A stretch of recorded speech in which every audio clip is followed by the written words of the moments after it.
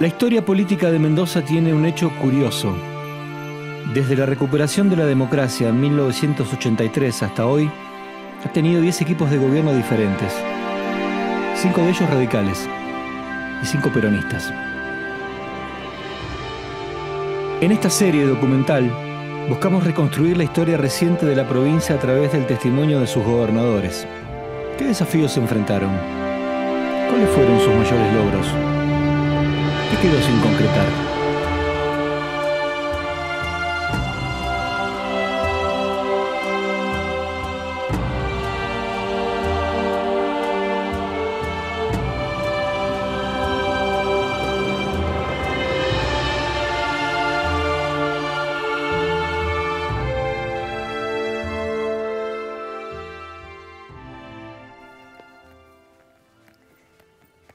Bueno, ya tengo los pasajes para Buenos Aires para ver a Gabriel. ¿Al final la entrevista es en su departamento? Sí, nos espera allá. Sí. Listo. Bueno, con el rolo hay que rescatar el proceso de reconversión vitivinícola que comienza, ¿no? Mendoza estaba acostumbrado a producir mucho vino a granel, mucho vino de mesa, vino común, diríamos, ¿no? Y con él empieza a generarse un proceso de vino de alta gama. Ya venía de antes, ¿no? En el tiempo del Pilo. Claro, ¿y el turismo en bodegas empezó ahí también? No tal como lo tenemos acostumbrado en nuestros días, pero sí la bodega pasa a ser un lugar de atracción turística y sobre todo atracción turística internacional, ¿no? La bodega boutique, en donde hay un fuerte emprendimiento gastronómico, etcétera, etcétera. No se olviden que el gobierno de Gabriel estuvo atravesado por el mito de que se gastó 2 presupuestos en una gestión de gobierno con las regalías más liquidadas del petróleo también. Sí, lo que se va a generar en el tiempo de Gabriel, y esto también es importante decirlo, ¿no? Que se genera el fondo de la transformación y el crecimiento, ¿no? Esos fondos van a servir también para que se comience a trabajar en la construcción del dique Potrerillos. Ahí está el tema de los bancos. El tema del banco, que tiene larga data y que va a terminar en el gobierno de Arturo Lafalla, ¿no? Claro. ¿Está ya todo en el gobierno de Lafalla o realmente hace tiempo? Algunos dicen que venía hasta el tiempo de la dictadura. Bueno, listo, a preparar el viaje. Vamos.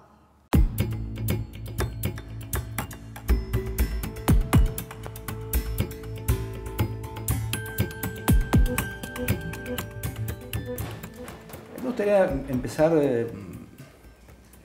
apuntando un poquito a quizás a esa etapa previa a tu asunción como gobernador y hablar de dónde surge la idea de que vos ibas a ser el candidato, cuando empieza esa construcción política que después termina en la elección y convirtiéndote en gobernador.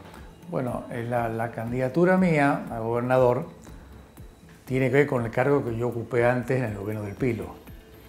Yo fui el ministro de Economía del Pilo, esos 4 años. Y planteamos un desarrollo en una provincia que tenía muchos problemas en su principal actividad, que era todo lo vitivinícola. Y eso funcionó bien. Hubo una buena respuesta, bueno, lo podemos hablar en detalle qué es lo que se hizo en esa época. Yo lo tomo por eso al gobierno del Pilo y al mío casi como uno solo, como una continuidad que hubo, porque yo fui candidato a gobernador por la tarea que yo hice en el gobierno del Pilo. Quien armó políticamente la naranja, quien armó políticamente, quien ganó la gobernación en una elección que era muy difícil, fue el Pilo Bordón, ¿cierto? O sea, él era claramente el jefe político que había en la naranja, que era el grupo nuestro, y en el peronismo después, ¿cierto? Y bueno, la candidatura mía surge naturalmente, casi yo diría como una propuesta del Pilo, como algo que decantó un poco solo, ¿cierto? Por la tarea que yo hice como ministro de Economía. Entonces, ¿Qué fue la reconversión vitivinícola? Mendoza en esa época, estamos hablando de los años 80 para generalizar, ¿cierto? Su producción más importante, que es lo vitivinícola, históricamente y culturalmente, digamos. Yo digo siempre que lo vitivinícola más otros productos agrícolas en Mendoza son de una gran importancia, más allá de que en lo económico tengan más participación o menos en el producto, porque es la manera cultural de que Mendoza ocupa el desierto. Es eso es lo nuestro. Por eso está tan arraigado en Mendoza. Bueno, esa actividad, lo vitivinícola, estaba sufriendo una grave crisis en esa época. ¿Por qué? Porque era una actividad totalmente orientada a la producción de vinos comunes para el mercado interno. Eso era lo vitivinícola. Y por una apreciación equivocada de los años 70, se impulsó que se plantaran muchos viñedos de uvas comunes. Entonces, sobre los 80, aparte de ser un producto orientado al mercado interno y solo de vinos comunes, donde gran parte se despachaba en Damajuana y quedaba muy poco de valor agregado para Mendoza, había un problema de superproducción, de excedentes vínicos. ¿Esa fue tu plataforma para después presentarse como candidato? El lema de mi campaña era para seguir creciendo. O sea, no decía voy a hacer todo nuevo, yo decía voy a seguir con lo que estamos haciendo. Por eso el eslogan era para seguir creciendo. Y el contrincante que yo tenía era el Viti Fayá, que era un contrincante muy duro, el Viti, con quien después tuve una larga amistad. Era un muy buen candidato, era un hombre que había hecho en la capital una muy buena gestión. Hizo la peatonal, la calle San Martín, bueno, había una gestión importante. ¿Y por qué gana el peronismo, o sea, otra vez esa elección? Porque creo que al final mostramos que nosotros teníamos un proyecto para toda la provincia que no logró mostrar el Viti en su campaña. El Viti, una de los eslogans que tenía era para una Mendoza en flor, como diciendo lo que he hecho en la capital lo que sé en la provincia. Claro. Que era una Mendoza linda, bien arreglada, bien puesta, con plazas, qué sé yo, pero bueno, eso era muy bueno para la capital. Pero nosotros estábamos en un esquema más productivo, de decir, bueno, Mendoza va a cambiar su estructura de producción y vamos a salir al mundo.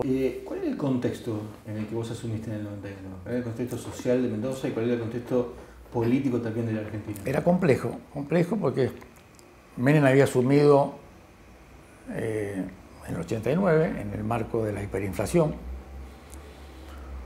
Hubo otra hiperinflación muy fuerte en los 90, ¿cierto? Que es la que tuvo Menem, que es la que nos impactó mucho a nosotros en Mendoza, mucho. Esa, digamos, lo afectó al Pilo en su gobierno, y tuvo una fiesta de la vendimia difícil ese año, el Pilo, porque la gente estaba con la hiperinflación, digamos, más allá de quien sea el gobernador, la gente está irritada igual, y está enojada, y bueno, y lo manifiesta. Nosotros en general tuvimos buenas recepciones en las vendimias. Nosotros, el Pilo, el caso mío, el Arturo, no teníamos problema de entrar al anfiteatro por la puerta principal, ir caminando y que no nos chiflaran. No es menor, porque viste que uno entra ahí y tenés toda la tribuna ahí, que decir que pase lo que pase acá, ¿no? Tu gestión coincide también con el arranque de una etapa muy particular en Argentina, que es la convertibilidad. Bueno, ahí voy, hay un contexto vamos nacional también. Yo asumo justo casi con la convertibilidad, con el 1-1. Con lo cual me tocaron esos 3 años, esos primeros 3 o 4 años, de bastante tranquilidad económica en el país. Eran los primeros años de la estabilidad. La gente, o sea, era un buen momento para seguir impulsando las transformaciones económicas. Porque en esa época con la convertibilidad vinieron muchas inversiones, se invirtió mucho en esa época. Después hubieron otros problemas. ¿Vos eras un gobernador menemista dentro del escenario de los gobernadores argentinos? Bueno, yo creo que cuando yo fui gobernador había toda una cama de gobernadores nuevos primero, todas. Habían varios de la edad mía de 40 años. Hasta Kirchner. Varios. Estaba el de San Juan. Estaba Kirchner. ¿Kirchner ya era gobernador? Todavía no. En ese año, Kirchner fue gobernador, en ese año, más o menos, creo que unos años más que yo, a lo mejor tiene Kirchner. Puerta, eran todos una camada de 40 años, sí, exactamente. Era una camada de gobernadores jóvenes. Yo después en el tiempo con Menem mantuve una relación cordial y logramos solucionar muchos temas pendientes que había entre la Nación y Mendoza, por ejemplo. Sí. Siempre hay como una mirada de que la crisis profunda de los bancos empezó durante tu gestión, que después, bueno, derivó en un proceso que ya todos conocemos, ¿no? Los bancos tenían un problema estructural, que es que los créditos eran en general de recuperación difícil, que eso es un tema estructural de los bancos en el tiempo. Y los bancos tenían depósitos de corto plazo y créditos de largo plazo. Entonces tenían un descalce estructural. Y Cavallo era muy contrario a los bancos provinciales. Él le ponía todas las trabas posibles al desarrollo de los bancos provinciales. ¿Por qué? Porque él pensaba que los bancos financiaban a las provincias, que no era el caso de Mendoza. En Mendoza los bancos no financiaban a la provincia. En otras provincias a lo mejor sí. En el año 95 se desató la crisis de México, el tequila que se llamó. Bueno, eso generó una corrida bancaria muy importante en el banco, en todos los bancos en el país, y eso descalzó los bancos. O sea, ahí quedaron al desnudo los problemas estructurales que los bancos tenían. ¿No hubo mal manejo local, digamos, en la administración de los Habían bancos? problemas estructurales en los bancos. Claro, porque hay como una mirada también de que era una época en donde, por ejemplo, se otorgaban mal los créditos que después se volvieron incobrables, más allá de la situación coyuntural. Hubo estudios sobre eso. Y había malos créditos en todas las etapas y en todos los gobiernos. Nosotros no lo solucionamos, pero tampoco es un tema que se gestó en ese gobierno. O sea, los bancos tenían toda una tradición de problemas estructurales que tiene que ver con los malos créditos. ¿Por qué? Porque los bancos prestaban mucho a sectores que no lo devolvían después. Después sobrevivieron causas judiciales también en aquel momento. Creo que eso claramente fue un tema que se explotó políticamente, especialmente por un juez, que es el que llevó adelante estos temas, bueno, que terminó fuera de la justicia. No quisiera revivir un tema de eso, pero se usó una figura que fue la subversión económica, que era un invento en realidad, un invento para poder hacer eso. A veces es difícil. Más allá de los problemas que tuvieron los bancos, pero se usó una figura que no era para nada adecuada para eso. Tu lectura final, para cerrar el tema de los bancos, tu lectura a la luz de lo que pasó, digamos, después que fue la venta y después la posterior caída de los bancos, digamos. ¿Sentís una cuota de responsabilidad en ese proceso que fue muy trágico, ¿no? Digamos. No haber podido solucionar el problema antes que explotara. ¿Por ejemplo? Bueno, nosotros teníamos un esquema en los bancos de decir, bueno, vamos a ordenar los bancos, los vamos a vender una parte al sector privado y vamos a hacer algo distinto con los bancos. Bueno, ese proceso no se pudo completar porque vino el efecto tequila que aceleró absolutamente toda la crisis que los bancos tenían. Yo a los bancos yo llamé licitación de los bancos después para su transferencia. La decisión fue posterior de a quién se entregó los bancos y cómo se entregaron. Yo después tenía una postura que no la hice pública porque no tenía sentido, que en definitiva, como había sido la licitación, yo hubiera preferido no privatizar los bancos. ¿Por qué? Porque lo que se cobraba era muy poco por la venta. La provincia se quedaba con todo el problema de los créditos mal dados. Entonces, yo hubiera buscado, claro, eso lo digo ahora después de 30 años, habría que buscar una salida intermedia, que era vender parte de los bancos y la provincia quedarse con una parte. Porque realmente los bancos se vendieron a precios muy bajos, digamos. Y la provincia se quedó con la peor parte, que Y eran los créditos sin la pagar. provincia se quedó con la deuda y nadie se interesó en cobrar los créditos, que es el otro tema, porque la provincia se quedó con la deuda de los bancos, pero la provincia se quedó también con todos los créditos. Los créditos de los bancos eran como, si mal no recuerdo, como 800 millones de dólares los créditos a cobrar. Bueno, nadie se ocupó de cobrarlos tampoco, porque ya a nadie le interesaba. Otro de los episodios míticos de tu gobierno son la famosa liquidación de las regalías petroleras, el juicio que gana Mendoza, que hay como dos, también, ¿no? Hay como dos esquemas ahí. Uno, el juicio en sí mismo, que es la misma historia de la provincia de Santa Cruz. Digamos, eso va en paralelo. Sí. Y otro es lo que quedó en la historia política mendocina, que en tu gobierno se gastó ese... O sea, es la famosa historia de los dos presupuestos del gobierno de Gabrieli. Eso es un error. No, eso basta ir a los datos oficiales.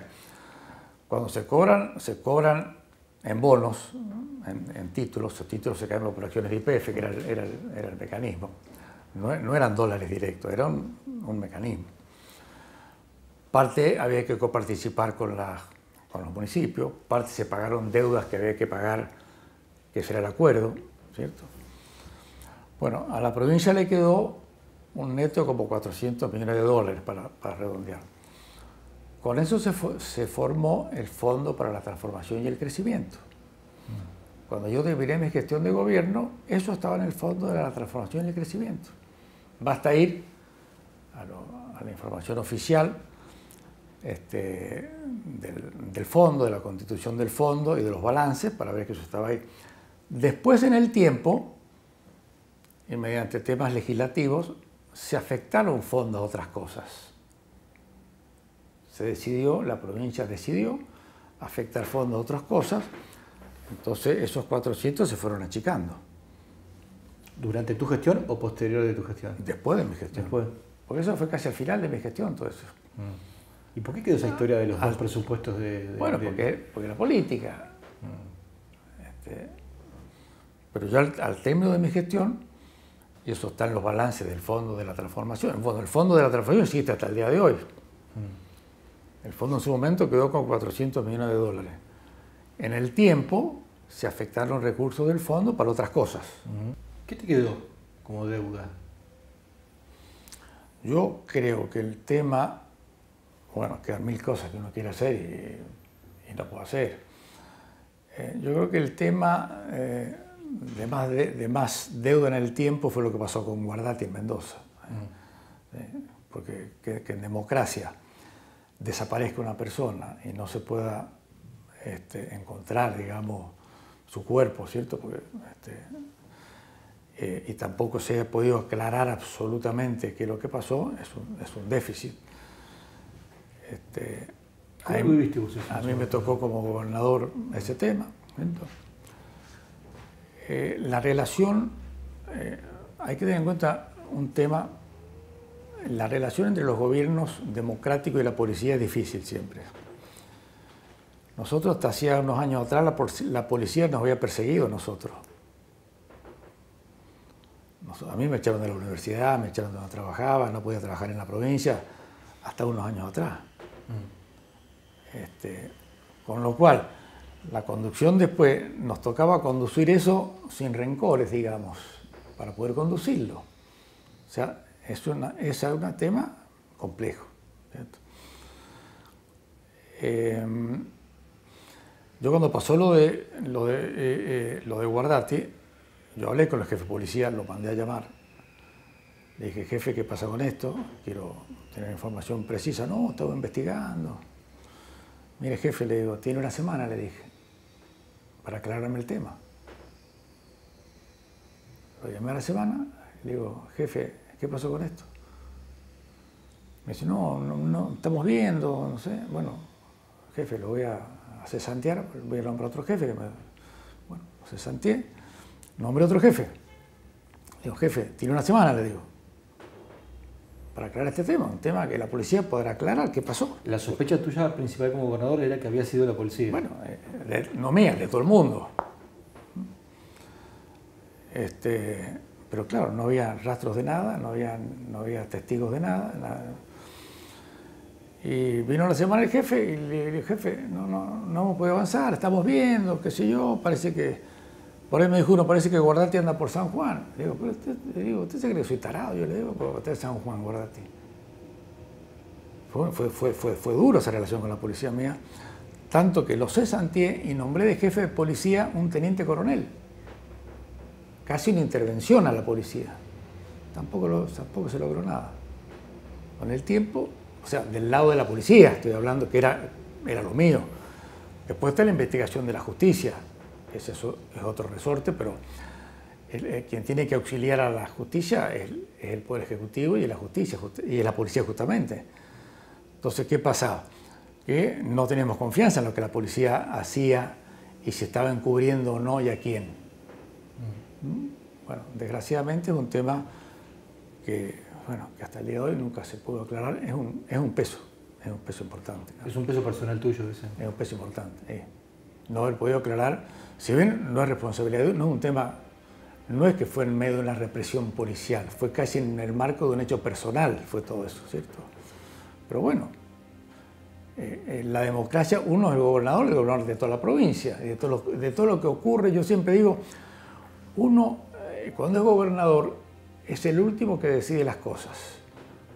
Y todo lo bueno o malo que ocurre en la provincia tiene que ver, y es responsabilidad del gobernador, aunque no sea directo. Bueno, creo que es un caso en el cual, bueno, desgraciadamente nunca se pudo aclarar, nunca se pudo encontrar el cuerpo. Es un peso. Rodolfo Gabrieli fue el segundo eslabón de ese núcleo de dirigentes peronistas que integraron el equipo de los mendocinos en los 90. Años de menemismo en la Argentina, de convertibilidad y de relativa estabilidad económica. Hace tiempo ya que el Rolo está prácticamente instalado en Buenos Aires, donde desarrolló una carrera política participando de distintos gobiernos. Al ritmo de los tiempos que corrían, en 1993, por primera y única vez, la fiesta de la vendimia se privatizó. Una experiencia que, como tal, jamás volvería a repetirse. Los mendocinos, fe, agradecimiento y esperanza. La fe con que se ha transformado el desierto en fértiles valles.